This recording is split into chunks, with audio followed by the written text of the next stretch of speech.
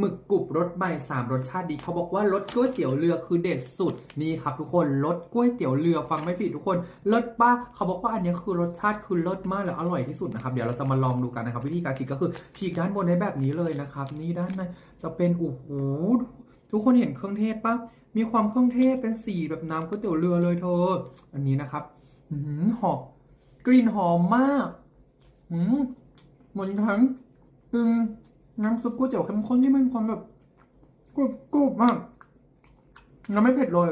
อันนี้คือสั่งตัวนี้คือไม่เผ็ดเลยนะทุกคนแบบใส่กับข้าวก๋วยเตี๋ยวยำรสนี้ใส่กับก๋วยเตี๋ยวนะรสปูผัดปูสีผงกะหรี่ใส่กับข้าวนะแล้วก็รสซอสน้ำมันงาเนี่ยไปใส่กับแบบยำต่างๆอร่อยมากทุกคนกดตะกร้าตรงนี้เลยตรงนี้นะครับมีพร้อมส่ง